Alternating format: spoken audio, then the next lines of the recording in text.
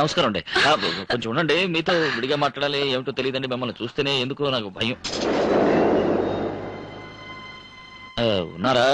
అది నేను వచ్చింది మిమ్మల్ని చూసి ఎలా చెప్పాలి ఏమిటో తెలియదండి. మిమ్మల్ని చూస్తేనే అదే ఎప్పుడు మిమ్మల్ని చూశానో అప్పుడే నేను మిమ్మల్ని ప్రేమించడం మొదలు పెట్టాను. అది మీకు చెప్పాలనుకోవడం, మిమ్మల్ని చూడగానే కాళ్ళు చేతులు వణగడం. నేను పెళ్ళంటూ చేసుకుంటే మిమ్మల్ని చేసుకుందాం అనుకున్నాను. ఇవాళ ధైర్యంగా వచ్చి మిమ్మల్ని అడగలుపుని మిమ్మల్ని నేను ఇక్కడికి వచ్చాను. మీరు ఏమంటారు? ఏమిటి మీరు మౌనంగా? ఇప్పుడు చెప్తున్నాను, నిన్ను నేను వదిలిపెట్టను.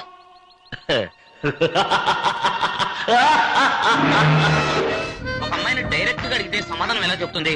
నువ్వు ఒక లెటర్ రాసిస్తే తన మనసులో ఉన్నది తను పటపట రాసిస్తుంది కదా. అది వీడితో చెప్పు. సంవత్సరం 2 సంవత్సరాల నుంచి ఇస్తూనే ఉన్నాడు. నేను ఏమైనా ఇవ్వనని చెప్పానా? ప్రతిసారి మిస్ అవుతుంది. చెప్పా, పెద్ద చించావు. నిజంగానే చిరిగిపోయింది. చూడు, అతికించి ఎంత భద్రంగా ఉంచాను. ఈ రోజు డెఫినెట్ గా ఇస్తాను. ఇస్తాం. మొహం చూడు, మొహం.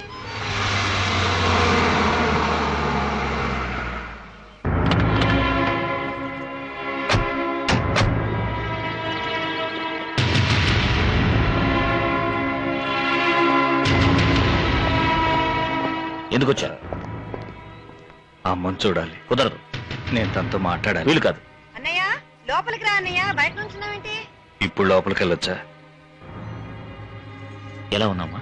బాగున్నానన్నయ్య. లోపలికి వెళ్ళు. శాలువా వేయంగానే సరికాదు, అది కరెక్ట్ గా వేసుకోవడం తెలియాలి. ఈ రంగైనా చివరిదాకా మార్చుకో. వెళ్ళు. ఏటంటే పాము పుట్లో చేయటానికి కాటే లేదట.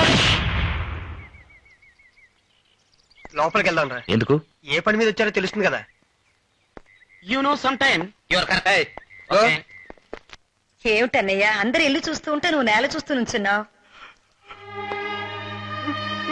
అన్నయ్య, ఏమిటి కన్నీళ్ళు? ఏమైంది అన్నయ్య? నువ్వు నా బిడ్డను కాపాడాలి. ఏ, తనకేమైంది? చెప్పన్నయ్యా. అమ్మా, నీకు తెలుసు కదా, నా పంచ ప్రాణాలు తానే. అవును. కానీ ఇప్పుడు ఆ ప్రాణాలు నీ చేతిలో ఉన్నాయి. మనిషి కన్నా హీనమైన మోహం, నీ మోహం ఓడిపోయాడు. ఒక 10 మంది ముందు.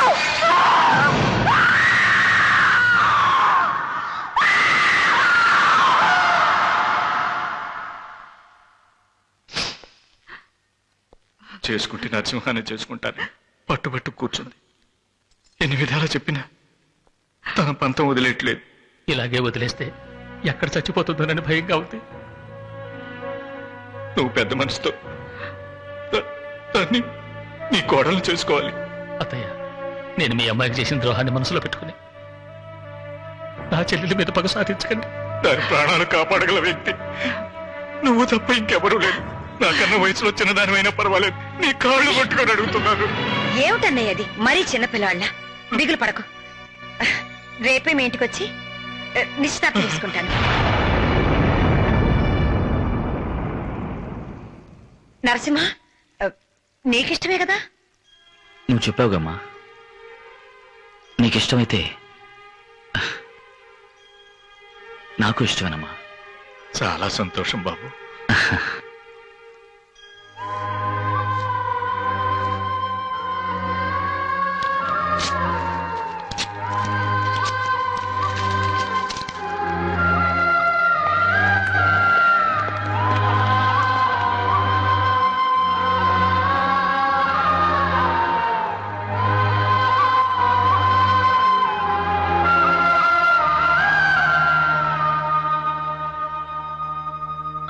ఏమిటి ఏడుస్తున్నావా?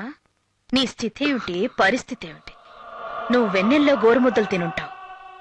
నేను తలుచుకుంటే చంద్రమండలంలో తింటాను. నువ్వనుకునేది ఏమీ జరగదు. కానీ ఈ నీలాంబర అనుకున్నదంటే అది జరగకుండా విడిచిపెట్టదు. ఏడ్చి కాళ్ళు నశం చేయకు, ఏడవకుండా పెట్టు.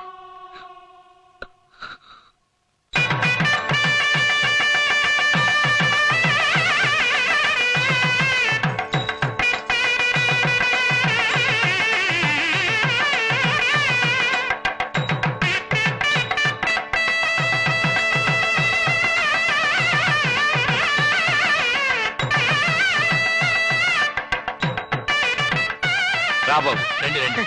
ఏటండి పాము పుట్లో చేయటారు? నోర్మైనా నువ్వు నీ బావును రండి. రండి రండి, లోపల అడుగుతాను. ఏంటమ్మా అక్కడే నుంచున్నావు లోపలరా. అందరికీ లోపల చోటు చాలదన్నయ్యా. చాలా ఇంకా గతాన్ని మర్చిపోలేదు. అదేం కాదు, ఊరు జనం ముందే తాంబూలాలు అందుకుందామని. ఓ లక్షణంగా. అమ్మా తీసుకురా. సామా తాంబూలాలు అనుకుందాం. అయ్యో నేను విధవని ఎలా ఇది? అదే మాటమ్మా, ఎంతైనా నువ్వు నా చెల్లెలివి. తీసుకురా. ఓ ఇవ్వమ్మా.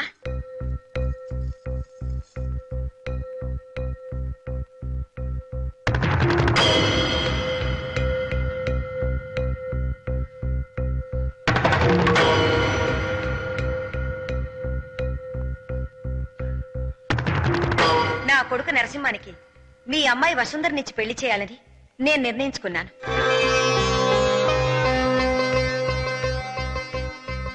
మీకు మీ అమ్మాయికి ఇష్టమైతే తాంబూలాలు అందుకోండి. ఎందుకు భయపడుతున్నారు? మిమ్మల్ని ఇక్కడ ఎవ్వరూ ఏమీ చేయలేరు. మనకి అండగా ఆ భగవంతుడున్నాడు. నా కొడుకు నరసింహ ఉన్నాడు. మీకిష్టమైతే ధైర్యంగా తాంబూలాలు అందుకోండి.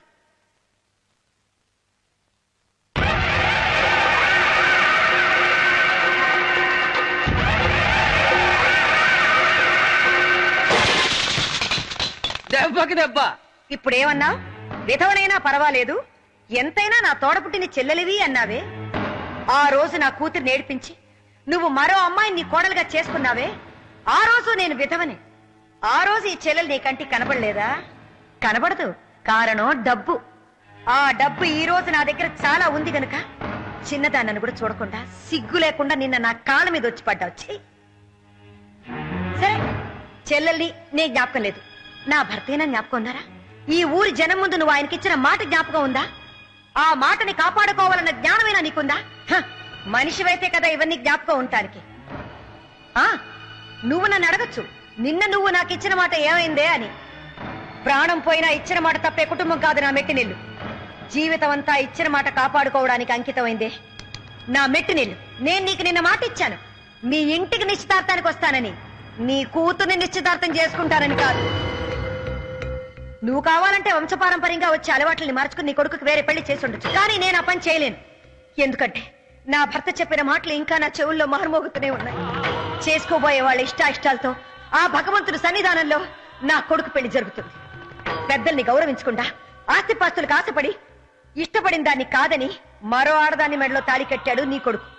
కానీ నా కొడుకు 10 నెలలు మోసి కని పెంచిన నా మాట మీరకూడదన్న ఒకే ఒక కారణంతో తను మనసారా ప్రేమించిన దాన్ని కాదని నీ కూతురు మెడలో తాళి కట్టడానికి సిద్ధమయ్యాడు. కాని పిల్లల మనసు అర్థం చేసుకోలేని వాళ్ళు కన్నవాళ్ళనిపించుకోలేరు. నా బిడ్డ మనసులో ఏముందో నాకెప్పుడో తెలుసు. వీడు కర్పూరం లాంటివాడు. లేని వాళ్ళు వెలిగించినా ఉన్నవాళ్ళు వెలిగించినా ఎవరు వెలిగించినా ఒక్కటే జ్యోతి. నా బిడ్డ మనసులో నేను మంటలు రేపగలనా, చల్లార్చగలను గాని.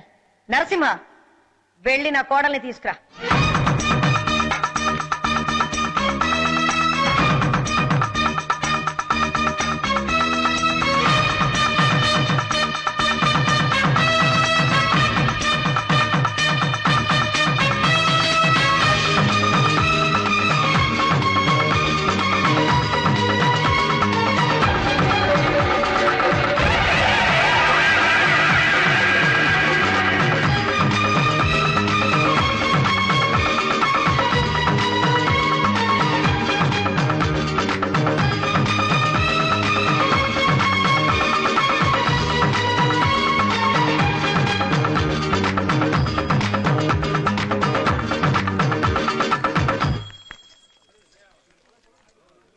కావటానికి అర్థమైనా చెప్పుతో కొండటి మాట్లాడిందయ్యా. మొహమ్మద్ పట్టుకున్నావాడట అడిగినా కొంచెం కూడా సిగ్గుశరం లేకుండా జడ పదార్థంలో ఎలా నిల్చున్నాడో చూడు.